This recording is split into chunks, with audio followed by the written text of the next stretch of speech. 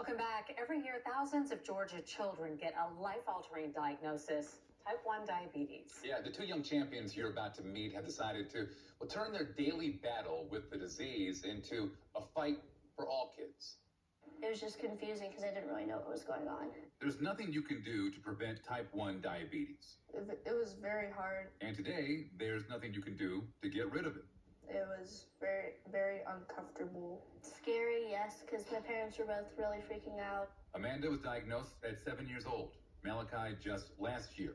Because the pancreas stops producing insulin, they both constantly monitor blood sugar levels to stay on top of the autoimmune disease. You don't have insulin, you would die. Teresa Acosta works for the Juvenile Diabetes Research Foundation, or JDRF.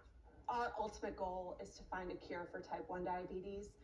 That's why we wake up every morning and do what we do. The nonprofit funds research for the new treatments in hopes of preventing the disease and eventually finding a cure. I think there's so many misconceptions about type 1 diabetes, and it's important for these kids to be able to go out there and advocate for themselves. Amanda's passion is reaching out to newly diagnosed children.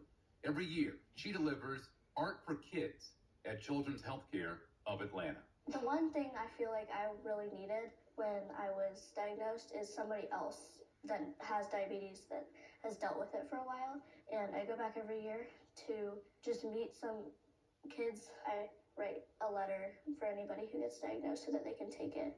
While Amanda comforts kids in hospital beds, Malachi lobbied to get support from the federal government, meeting with representatives to talk about the more than 9,000 Georgia children affected by the disease.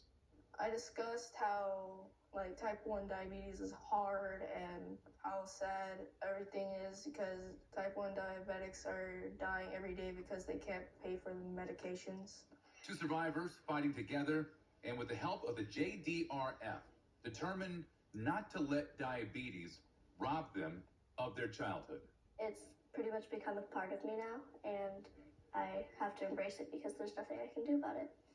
The JDRF will host a conference in February at the Georgia Tech Hotel focused on educating, inspiring, and empowering people in their fight with type 1 diabetes.